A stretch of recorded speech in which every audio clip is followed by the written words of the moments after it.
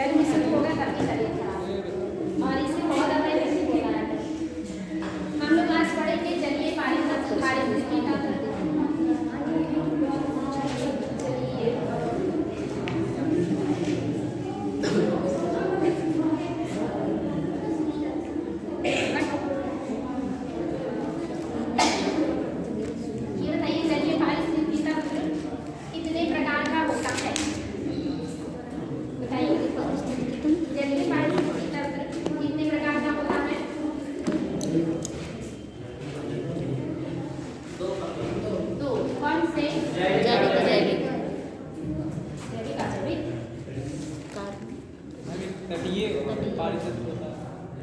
तीन तरह के, एक स्वच्छ जल का पारितंत्र, एक मतलब एक मीठे पानी का स्वच्छ नहीं कहेंगे, एक मीठे पानी का पारितंत्र, एक खारे पानी का या लवण युक्त पारितंत्र और एक मिक्सअप, क्योंकि कहीं ना कहीं दोनों मिलेंगे। तो तीन प्रकार का होता है। एक हो गया आपका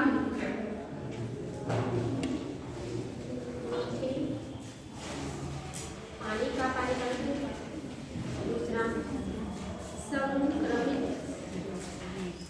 पारितंत्र और तीसरा लवणीय पारितंत्र। मीठे पानी का जो पारितंत्र है ये कितने प्रकार का होता है? एक होता है लैक्टिक, एक होता है लोटिक। लैक्टिक मीन्स बताइए, ये क्वेश्चन आता है। लैक्टिक और लोटिक क्या है? क्वेश्चन आया हुआ है। ये लैक्टिक पारितंत्र का उदाहरण कौन सा? इंग्लिश वर्ड है। ये इंग्लिश वर्ड है, हिंदी बताएंगे तो आप लोग तुरंत जान जाएंगे। स्थिर या रुका हुआ, स्थिर या रुका हुआ पारितंत्र और गतिशील नदी चलिए पारितंत्र। आप बता दीजिए, स्थिर या रुका हुआ या लैंडिक पारितंत्र जल पारितंत्र में कौन से हैं? मैम तालाब हो गया और तालाब हो जाएगा, तालाब हो गया, ये आपके स्थल के सबसे बेहतरीन उदाहरण है। लैंडिक के जो स्थिर होते हैं, जो पहले नहीं है, और गतिशील में नदियाँ, नहर क्या कोई पारितंत्र है?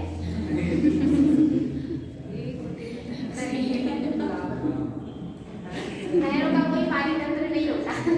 पारितंत्र का मतलब जहाँ पे बादल हो, छोटे बड़े जगह जहाँ पे सिस्टम की नदियाँ हैं और झरना,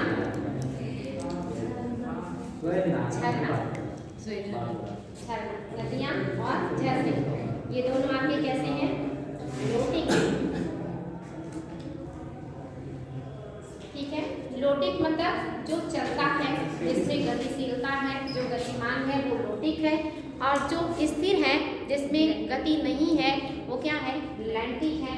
ये मीठे पानी के दो तरह के स्रोत पाए जाते हैं। ठीक, और नेक्स्ट है आपका संक्रमण कालीन या संक्रमण से जो पारितंत्र होता है। तो संक्रमण का मतलब जो मीठे और खारे दोनों के संयोग से बने, ऐसा संयोग कौन सा हो सकता है? एस्चुरी जो होते हैं, एस्चुरीज, बहुत अच्छे, एस्चुरीज और डेल्टा भी हो सकते हैं। एस्चुरी और डेल्टा भी हो सकता है। हाँ, बहुत डेल्टा और कुछ है मैक्रोबन। मैक्रोबन को हम क्या क्या नाम से जानते हैं? मैक्रोबन को ये सदाबहार होते हैं, हो सकते हैं, कोई दिक्कत नहीं, हो सकते हैं लेकिन होते नहीं, हो सकते हैं। इसमें कुछ प्रजातियां हो सकता है ऐसी हो जो कि नदी के किनारे मतलब समुद्र के किनारे हैं, तो हो सकते हैं, लेकिन ये सदाबहार वनों को कहा गया है। तो मैंग्रोव है और इनको कहा जाता है वेलांग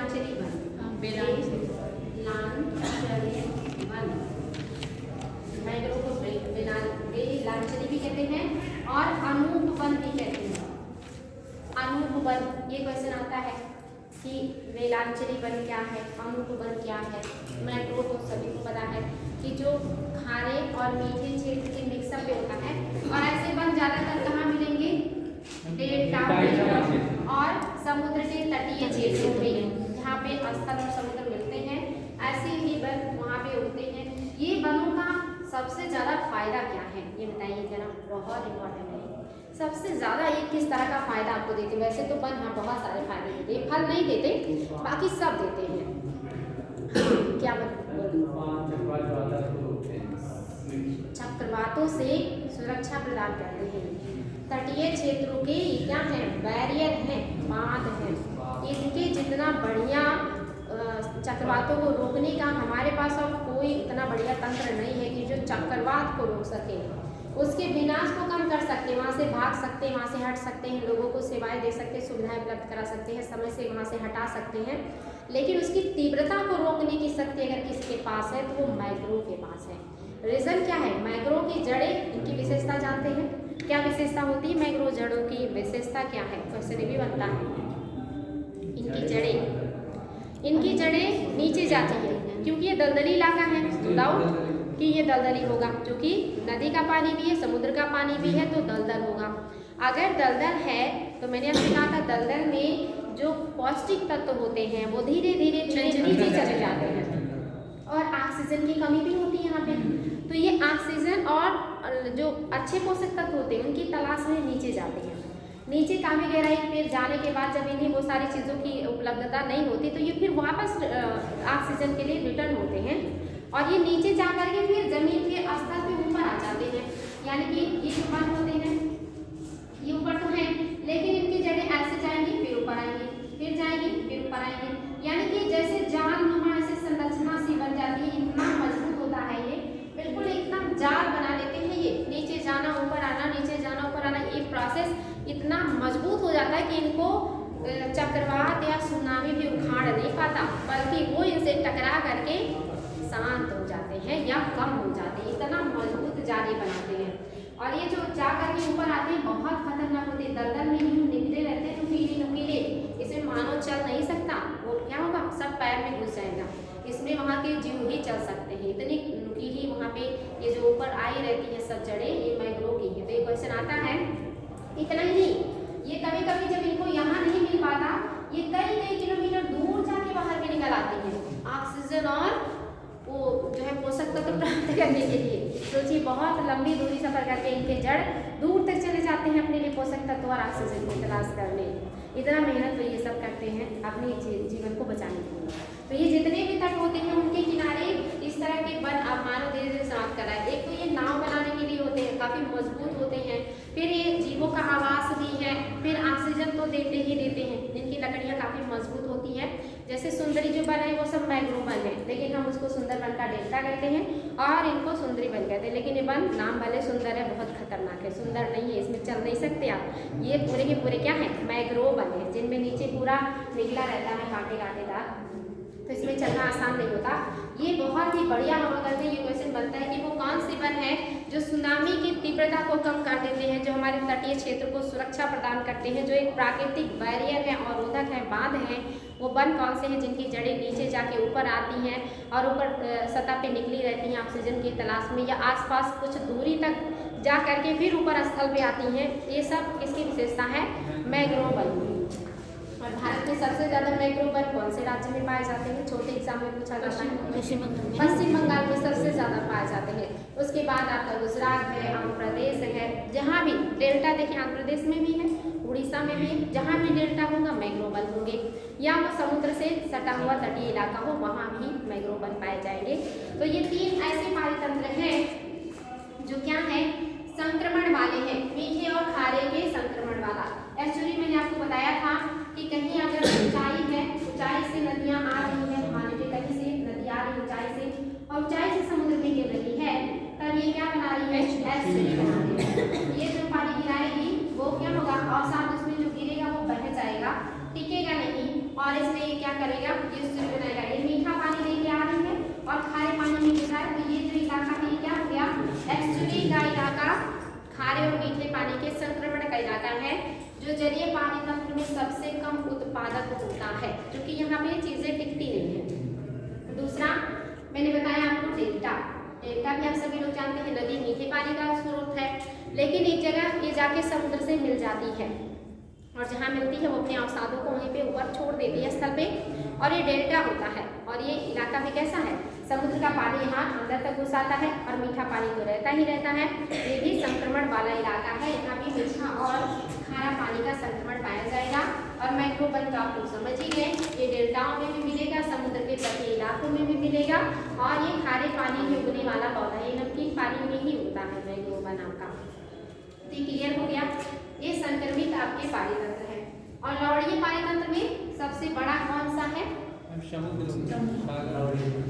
देखिए, समुद्र, सागर, महासागर, सब में कुछ ना कुछ अंतर होता है ना। समुद्र को सागर कह सकते हैं और महासागर, जैसे अरब क्या है, अरब सागर है या महासागर है? सागर है ना। यानी कि सागर किसे कहेंगे, महासागर किसे कहेंगे, सागर किसे कहेंगे, खाड़ी किसे कहेंगे, गल्फ किसे कहेंगे, सब में अंतर है। गल्फ और खाड़ी दोनों का इंग्लिश होता है वे, लेकिन हिंदी एक को गल्फ कहते हैं, एक को खाड़ी कहते हैं, और दोनों में अंतर है। लेकिन इंग्लिश दोनों का वे ही होता है, वे आप बंगाल कहिए या वे आप कच्छ कहिए, लेकिन कच्छ गल्फ है और वे आप बंगाल खाड़ी है। अरब का सागर है और बाकी 5 महासागर हैं। तो क्या अंतर है, अरब को सागर क्यों कहा गया, अरब सागर? और महासागर होते हैं वो जो बड़े बड़े महासागर देश के बीच हैं, सबसे कनेक्टेड है। क्या सागर जो महासागर है वो कनेक्टेड है, तो क्या सागर नहीं कनेक्टेड है? क्या खाड़ी और गल्फ नहीं कनेक्टेड है?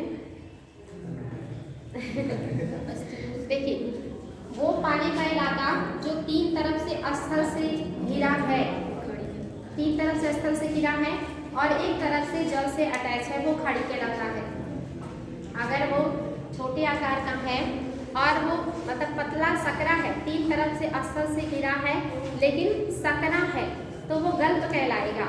जैसे कच्छ का देखिए ऐसे ऐसे संरचना बना है ना भारत का, अंदर तक यहाँ होगा, बहुत छोटा सा दिखेगा, ये देखिए बहुत पतला सा दिख रहा है ना, ऐसे ऐसे, ये क्या है, गल्फ है, जो धरातल में सकरा घुसा हुआ है, 3 तरफ से स्थल से, एक तरफ से जल से घिरा है, वो गल्फ है। और ये देखिए बंगाल का खाड़ी 3 तरफ से स्थल से घिरा है और एक तरफ से जल से, लेकिन काफी बड़ा है। तो ये क्या हो गया, ये रे हो गया और ये गल्फ हो गया। सागर 3 तरफ से स्थल से घिरा है और एक तरफ से महासागर से अटैच है, वो सागर है। ये 3 तरफ से स्थल से घिरा होगा और एक तरफ से किसी महासागर से अटैच होगा, तो वो सागर कहलाएगा। और महासागर इतना बड़ा होता है कि आप उसका माप ही नहीं है।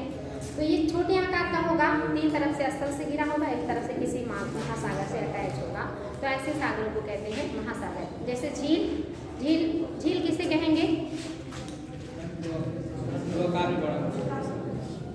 चारों तरफ से स्थल से घिरा हुआ एक बड़ा जलराशि झील कहलाता है। छोटा होगा तो तालाब में आ जाएगा, छोटा होगा तालाब में आ जाएगा। और झील में भी आप देखेंगे 2 तरह के झील होते हैं, एक लवणीय पानी वाले और एक मीठे पानी वाले। विश्व का सबसे बड़ा मीठे पानी का झील सुपीरियर,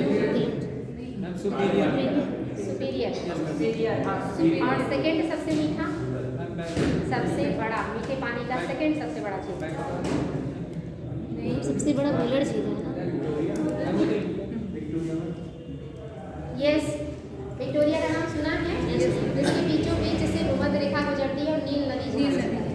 ये दुनिया का सेकेंड सबसे बड़ा मीठे पानी का झील, सबसे बड़ा सुपीरियर, सेकेंड विक्टोरिया, उसके बाद अमेरिका के बाकी जो 4 लेक्स आते हैं ना, ह्यूरन, एरी, ओंटारियो, मिशिगन, वो सारे आ जाएंगे क्रम से। और खारे पानी का सबसे बड़ा कैस्पियन सबसे बड़ा है कैस्पियन। हम उसको कैस्पियन सागर क्यों कहते हैं, झील क्यों नहीं कहते?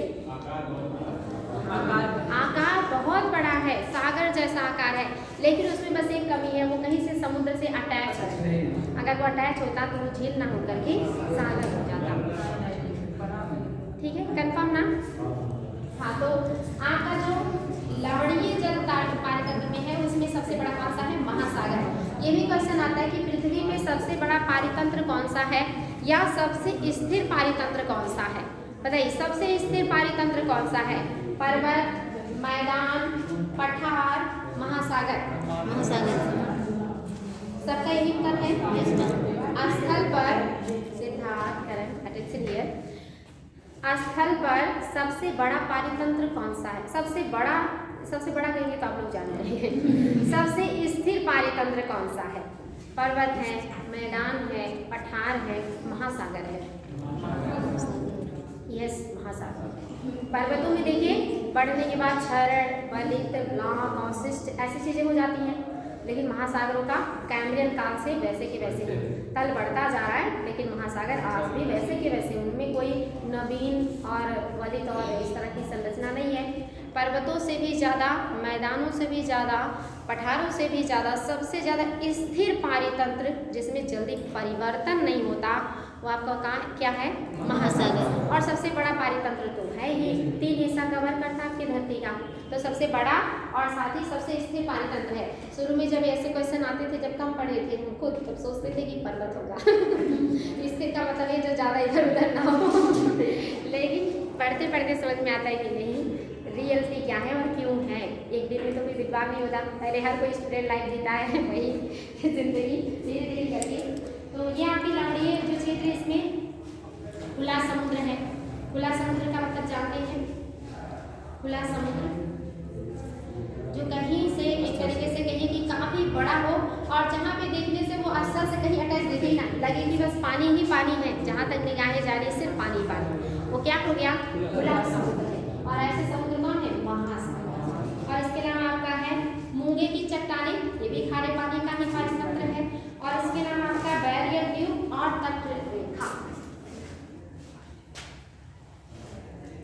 खुला समुद्र और बैरियर द्वीप और इसके अलावा मैंने आपको क्या बताया? मूंगा चट्टानें, मूंगा चट्टानें और तट रेखा। ये 4 ऐसे हैं जो लवणीय क्षेत्र के पारीतंत्र हैं। 4 आपके हैं, जिसमें से खुला समुद्र का मतलब है विशाल महासागर जो सिर्फ जल ही जल दूर तक दिखाई देता है, वो है आपका खुला समुद्र जिस पर सबका अधिकार है पूरे विश्व का। दूसरा है बैरियर द्वीप। बैरियर द्वीप का मतलब होता है जो समुद्रों में अवसाद होता है, जब वो इकट्ठा होते होते कहीं पे द्वीप का रूप ले लेता। जैसे बहुत सारे समुद्र में द्वीपीय देश है ना, जैसे आपका मालदीव है, लक्षद्वीप है, ऐसे बहुत सारे जितने भी आपके मॉरिशस हैं, आपके श्रीलंका है, आप इंडोनेशिया द्वीप समूह देख लीजिए, जापान द्वीप समूह देखिए, सब ना किसी न किसी द्वीप पे बसे हुए देश हैं। ये सारे द्वीप हैं जो समुद्र के अंदर अवसादों के इकट्ठा होने से या ज्वालामुखी क्रिया से या प्लेट विवर्तनिक क्रिया से किसी न किसी वजह से बनते हैं। तो अगर समुद्रों की अवसाद इकट्ठा हो जाए कहीं, जैसे नदियों में देखते हैं ना, जब अवसाद इकट्ठा हो जाता है तो द्वीप बन जाता है। और दुनिया का सबसे बड़ा नदी द्वीप माजुली कौन सी नदी में है? और दुनिया का दूसरा सबसे बड़ा नदी द्वीप अमेजन में है, अमेजन में है। तो ये ऐसे समुद्रों में भी होता है, समुद्रों में भी अवसाद है और वो अवसाद वो कचरा से इकट्ठा होता है और द्वीप का रूप ले लेता है। द्वीप का मतलब जानते हैं कि स्थल खंड का वो छोटा सा भाग जो चारों तरफ से समुद्र से पानी से घिरा हो, वो द्वीप है। अब ये संरचना कई रीजन से बन सकता है, मूंगा की वजह से भी बन सकता है, अवसादों के इकट्ठा होने से भी हो सकता है, ज्वालामुखी उद्गार से भी हो सकता है, प्लेट विवर्तनिक क्रिया से भी हो सकता है। जैसे जापान प्लेट विवर्तनिक क्रिया का उदाहरण है। बहुत सारे ऐसे हैं जो ज्वालामुखी क्रिया से बन जाते हैं, बहुत सारे ऐसे हैं जो अवसादों के इकट्ठा होने से हो जाते हैं। तो किसी भी तरह से बन सकता है। अगर अवसादों के इकट्ठा होने से बन रहा है तो वो बैरियर द्वीप है, क्योंकि वो अवरोध उत्पन्न कर रहा है पानी के बहाव में। तो देखिए आपका वो बन गया बैरियर द्वीप। ये भी कैसा है? खारे पानी का पानी। मूंगा चट्टानें जैसे मैंने आपको बताया था ग्रेट बैरियर द्वीप, वो भी एक रुकावट है, लेकिन वो क्या है? वो मूंगा चट्टानें हैं, मूंगा से बनी हुई चट्टानें। आपके भारत में मूंगा चट्टान कहाँ कहाँ पाए जाते हैं? ये क्वेश्चन बनता है। हाँ, आपके इंडिया में भी जलीय पारीतंत्र है, बंगाल की खाड़ी से लेकर के अरब सागर तक, इधर अरब सागर है, इधर बंगाल की खाड़ी है, नीचे की तरफ हिंद महासागर है। और इस एरिया में जो तटीय इलाका है यहाँ भी मूंगा चट्टानें पाई जाती है। क्वेश्चन आया हुआ कहाँ कहाँ मिलता है, तो बताइए क्या आपको पता है मूंगा चट्टानें इंडिया में कौन से क्षेत्र में मिलते हैं, कहाँ कहाँ पाए जाते हैं? लक्षद्वीप में तो है ही। ठीक, बहुत अच्छे। लक्षद्वीप और इसके अलावा अंडमान, अंडमान निकोबार में सबसे ज्यादा है, सबसे ज्यादा याद रखिएगा, ये क्वेश्चन भी बन सकता है। सबसे ज्यादा प्रवाल भित्तियों से बना हुआ द्वीप कौन सा है? अंडमान निकोबार के सबसे ज्यादा प्रवाल भित्तियों से बने हुए द्वीप है। दूसरा है लक्षद्वीप, तीसरा है मन्नार की खाड़ी, नाम सुना होगा, तमिलनाडु और केरल के नीचे है मन्नार की खाड़ी, ये भी है। और चौथा है आपका कच्छ का रण, कच्छ का रण सबसे कम है, यहाँ पे सबसे कम प्रवाल है, सबसे कम प्रवालों से निर्मित द्वीप कच्छ के रण में है, सबसे ज्यादा प्रवालों से निर्मित द्वीप अंडमान निकोबार में है। ये क्रम है घटता, सबसे ज्यादा सेकेंड थर्ड है, ये क्वेश्चन आया है। और ऑप्शन में दे दिया कहाँ कहाँ पाए जाते हैं, तो सभी जगह पाए जाते हैं। अंडमान निकोबार दोनों संयुक्त है बेटी, अंडमान और प्लस निकोबार ये संयुक्त एक साथ ही बोले ही जाते हैं। अंडमान एवं निकोबार द्वीप समूह, ऊपर अंडमान है नीचे निकोबार है, इन दोनों को कौन अलग करता है? अंडमान को निकोबार से 10 डिग्री चैनल, 10 डिग्री चैनल अलग करता है। ऊपर अंडमान की पूरी है, उत्तरी मध्य दक्षिणी ग्रेट, और नीचे फिर आपका निकोबार है, उसमें भी मध्य निकोबार, ग्रेट निकोबार, दक्षिणी निकोबार करके बटा हुआ है। ये पूरा द्वीपों की श्रृंखला, लगभग कितने द्वीप होंगे यहाँ पे निकोबार में? लगभग कितने द्वीप हैं? 120 500 के आसपास, 520 है, 500 से प्लस ही आए थे, 525 या 20 ऐसे 520 है मैम। बहुत सारे द्वीप है यहाँ पे। और लक्षद्वीप में कितने हैं? लगभग 36 या 37, जिसमें से बहुत कम ही जहाँ जीवन है, बाकी निर्जन लक्षद्वीप है। ये सभी क्वेश्चन बनता है इंडियन ज्योग्राफी सेशन, अगर आपका भी पूरा ही क्लियर नहीं, इंडियन ज्योग्राफी तो आपकी ये मूंगा चट्टान ये क्लियर हो गया। मीठे पानी में आपका हो गया लैंटिक में कितने डूबे हुए थे। दूसरा है लोटिक जो गतिशील है, ये सब मीठे पानी के हैं। संक्रमित में एस्चुरी, डेल्टा, मैंग्रोव, बेलाचिया, अंडमान वाला इलाका, और नौड़िए में खुला सागर, बैरियर में मूंगा चट्टानें और तट रेखा, ये सारे आपके आ जाएंगे जो आपका लक्ष्य 22 है। ये बताएं ऑक्सीजन धारण करने की क्षमता जल में ज्यादा है या आपकी हवा में ज्यादा है? ओवरऑल नहीं, उत्पादकता जैसे होता है ना कि यहाँ की भूमि ज़्यादा उत्पादन करेगी और यहाँ का कम उत्पादन करेगा, तो ओवरऑल की बात नहीं कर रहे हैं क्योंकि ओवरऑल पानी ज़्यादा है। धारण करने की क्षमता की बात हो रही है ना कि एक व्यक्ति कितना कर सकता है, बताइए क्या हवा ज़्यादा ऑक्सीजन रखता है अपने पास या पानी ज़्यादा रखता है? हवा रखेगा, हवा लगभग 150 गुना कम पानी के पास क्षमता है ऑक्सीजन एब्जॉर्ब करने का।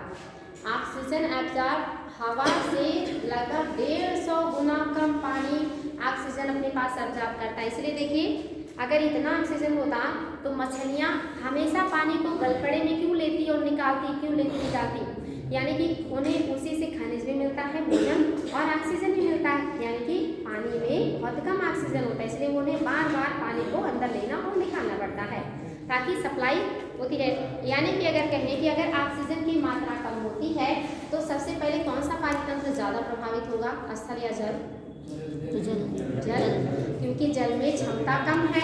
अगर ऑक्सीजन की कमी होगी तो सबसे ज़्यादा सीरियस मैटर कहाँ होने वाला है, जलीय क्षेत्रों में होने वाला है। ऑक्सीजन की कमी अगर होती है तो जल, और ये भी जान लीजिए अगर पानी कम गर्म होता है तो क्या ऑक्सीजन धारण करने की क्षमता घटती है, बढ़ जाती है।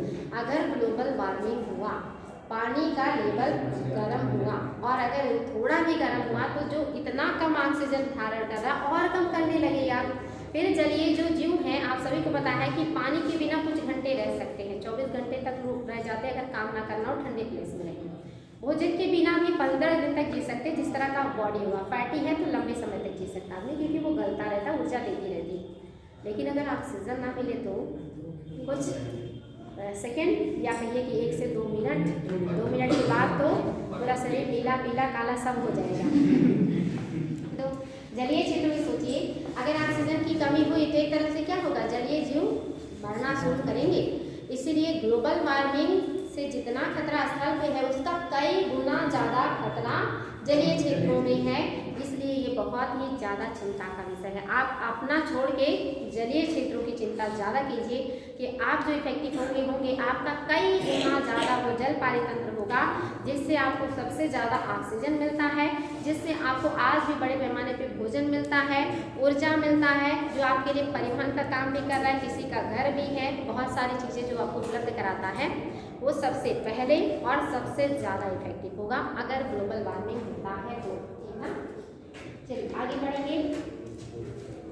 स्थलीय पारितंत्र में आप देखेंगे तापमान का भी बहुत असर होता है। आप सभी को पता है बिना तापमान की तो जैव विविधता ही नहीं हो सकती। सूर्य का प्रकाश, मैंने आप लोगों से पहले कहा था कि सूर्य का प्रकाश स्थल में तो सब जगह जो है बराबर नहीं है, चाहे वो 0 से लेकर के 90 तक ले लीजिए। धीरे धीरे प्रकाश और ऊर्जा की मात्रा ऊपर की तरफ घटती चली जाती है। जलीय क्षेत्रों में कितना मीटर तक जाता है प्रकाश? 200 मीटर तक मैक्सिमम। ये हद से ज़्यादा है। 200 मीटर तक की गहराई तक सूर्य का प्रकाश प्रवेश करता है, उसके बाद सूर्य का प्रकाश अंदर नहीं जाता। इसलिए जलीय क्षेत्रों को 2 भागों में बांट देते हैं। एक जो प्रकाशिक मंडल है, प्रकाशिक मंडल यानी कि यहाँ तक प्रकाश पहुँचता है और ये मंडल प्रकाशित रहता है, प्रकाशमान रहता है। और इसी मंडल में जहाँ प्रकाश होगा वहीं क्या होगा, प्रकाश संश्लेषण होगा। और जहाँ प्रकाश संश्लेषण होगा वहीं भोजन बनेगा, और जहाँ भोजन बनेगा वहीं शाकाहारी होंगे, और शाकाहारी खाने के लिए मांसाहारी होंगे। यानी कि ज़्यादातर जो आपका जीव होगा, जो पादप होंगे, वो कहाँ होंगे, इन्हीं क्षेत्रों में। प्रकाशिक मंडल में प्रकाश संश्लेषण भी होगा और श्वसन भी होगा। प्रकाश संश्लेषण भी होगा और क्या होगा, श्वसन होगा। और इसके अलावा आप देखेंगे जो इसके बाद का होगा वहां पे, यहाँ पे सिर्फ क्या होगा, श्वसन। यहाँ पे प्रकाश संश्लेषण नहीं होगा, क्योंकि वहाँ प्रकाश नहीं है। वो कैसा होगा, अंधेरे वाला इलाका होगा, वहाँ पे कोई लाइटिंग नहीं होगा, अंधेरा होगा। अगर वहाँ पे गोताखोर जाते हैं तो अपना आर्टिफिशियल लाइट लेके जाते हैं, अन्यथा उस समुद्र की तली में उनको दिखाई नहीं देता, क्योंकि वो क्या है, अंधेरे वाला इलाका होता है, वहाँ पे प्रकाश नहीं होता है। तो समुद्र में 200 मीटर तक प्रकाशमान रहता है, इसको प्रकाशिक मंडल कहते हैं। इसमें पादप प्रकाश संश्लेषण करते हैं और श्वसन क्रिया भी होता है। और इन्हीं क्षेत्रों में ज़्यादातर छोटे जीव जंतु पाए जाते हैं और वनस्पतियाँ पाई जाती हैं जो प्रकाश संश्लेषण करने का काम करती हैं। और जहाँ से समुद्र में पानी में ऑक्सीजन जाता है, कुछ वायुमंडल से भी जाता है। उसके नीचे जो है वो बिल्कुल अंधेरे वाला इलाका होता है, जहाँ पे बिल्कुल भी प्रकाश नहीं होता। लेकिन ऐसा नहीं कि वहाँ पे जीव नहीं रहते, वहाँ पे भी बड़े पैमाने पे जीव रहते हैं। ऐसे जीव जो बिना प्रकाश के भी रह सकते हैं अंधेरे में, तो वहाँ पे भी जीव पाए जाते हैं। और बहुत सारे घास भी होते हैं जो तली में होते हैं, और घोंघे की प्रजातियाँ बहुत ज़्यादा होती हैं जो नीचे तली में होती है, जिनको बैंथिक कहते हैं। 3 प्रकार की प्रजातियाँ आपके समुद्र में पाए जाते हैं। एक होते हैं प्लैंक्टन्स, प्लैंक्टन है, प्लैंक्टन और नेक्टन और बेंथम। ये जो प्लैंक्टन है ये ऊपर पाए जाते हैं। ऊपर का जो तली वाला इलाका होता है समुद्र का, वहाँ पे प्लैंक्टन होते हैं जो तैरते हैं वो ऊपर के क्षेत्र में होते हैं। और वो छोटे आकार के जलीय वनस्पतियाँ भी होती हैं, क्योंकि जो तैरेंगे निश्चित तौर पर बहुत भारी नहीं होंगे, वो छोटे आकार की वनस्पतियाँ होती हैं। छोटे आकार के जो होते हैं जो ऊपर के क्षेत्र में तैरते हैं। दूसरा जो आता है नेक्टन वाला इलाका, ये बड़े जीव जंतुओं का होता है जो रीढ़ वाले होते हैं, जिनके पास कशेरुकी होती है, रीढ़ होता है, जैसे व्हेल हो गया, जैसे शार्क हो गए, जैसे अन्य जो बड़े बड़े जलीय जीव होते हैं। वो सारे जो जीव होंगे वो नेक्टन वाले इलाके में पाए जाएंगे। नेक्टन में भारी शरीर वाले रीढ़ वाले जीव पाए जाते हैं। प्लैंक्टन में छोटे छोटे पादप, छोटे छोटे जीव पाए जाएंगे। और बेंथम में बड़े बड़े पादप होंगे जो जमीनों से उगते हैं और काफ़ी ऊंचाई तक वो पानी में बने रहते हैं और उनकी जड़ें जमीनों में गड़ी रहती हैं। ऐसे भी होते हैं, उनको सबसे नीचे जो होते हैं उनको बेंटिक या पेंथम वाले समुदाय कहा जाता है। ये आपके समुद्र तट का 3 इलाका हो जाता है। ऑक्सीजन आप सभी को पता है कि बहुत ही कम होता है, लगभग 150 गुना कम ऑक्सीजन होता है आपके जलीय क्षेत्रों में। और अगर आप देखेंगे सागरीय पारतंत्र में तो खुला समुद्र बैरियर भी आप सभी को पता ही चल गया है। हाँ, जो फाइटोप्लैंक्टन्स होते हैं ये सब तैरने वाले पादप होते हैं, छोटे आकार के होते हैं, जो सबसे ज़्यादा प्रकाश संश्लेषण करते हैं और इनको छोटे छोटे जीव खाते हैं। जो छोटी छोटी मछलियाँ होती हैं, जो छोटे छोटे समुद्री जीव होते हैं, वो सारे सतह पे या तली पे पाए जाते हैं, जो इन प्लैंक्टन्स को भोजन के रूप में ग्रहण करते हैं। और इन छोटे छोटे जीवों को ग्रहण करते हैं बड़े बड़े जीव, जो सेकेंड स्तर पर पाए जाते हैं, जो नेक्टन समुदाय में आते हैं। और इसमें क्रस्टेशियन या ऋण वाले जो जीव होते हैं वो आते हैं। बेंथिक में सभी को पता है सबसे निचली तल की जो गहराई में होते हैं वो ऊपर नहीं आते, वो नीचे के क्षेत्र में ही रहते हैं, उनको बेंथिक समुदाय कहते हैं। अच्छा, आप लोग मरुस्थल के बारे में जब पढ़ रहे थे तो आपको पता है भारत का जो मरुस्थल है उसका क्षेत्र का विस्तार कहाँ से कहाँ तक है? भारतीय जो मरुस्थल है उसका क्षेत्र विस्तार कहाँ से कहाँ तक है? अरावली का नाम सुना है आप लोगों ने? अरावली पर्वत के उत्तर पश्चिम में ही आपका ग्रेट मरुस्थल है, जो गुजरात का उत्तरी इलाका कवर करता है। और ऊपर आप देखेंगे पंजाब और राजस्थान का ऊपरी जो इलाका है वो पंजाब और हरियाणा को भी टच करता है। यहाँ तक का जो इलाका है ये क्या है? मरुस्थल से घिरा है। लेकिन इस मरुस्थल से एक नहर गुजरती है, वो बहुत ज़्यादा क्वेश्चन आता है कि वो कौन सी नहर है जो राजस्थान में जाती है और वहाँ की बहुत सारे इलाके को जिसकी वजह से वाटर मिलता है और वहाँ पे कृषि होती है। इंदिरा गांधी नहर। इंदिरा गांधी नहर कहाँ से निकलती है? सतलज नदी। और उस नदी का कोई संगम होता है किसी नदी से। सतलज नदी में कौन सी नदी आके मिलती है? जहाँ पर बना है भाखड़ नंगल बांध, और वहीं से इंदिरा गांधी नहर निकाली है। सतलज चिनाव भी नीचे नहीं, चिनाव तो कश्मीर में, चिनाव भी ऊपर है, झेलम भी ऊपर है,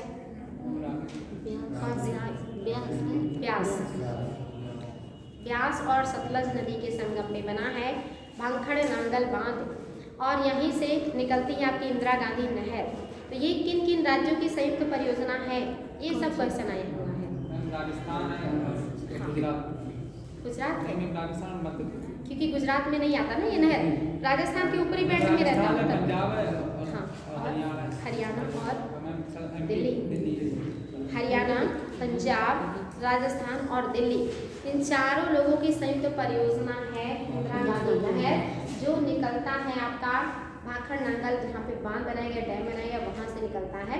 और ये राजस्थान का जो उत्तरी बेल्ट है इसकी सिंचाई उसी नहर से होता है, और जिसकी वजह से उत्पादन यहाँ पे बढ़िया होता है। ठीक ना? तो ये क्लियर है आप लोगों को? बाकी कल हम लोग इसको आगे बढ़ेंगे और कोशिश करेंगे कल कुछ ये समाप्त हो जाए। अगर कोई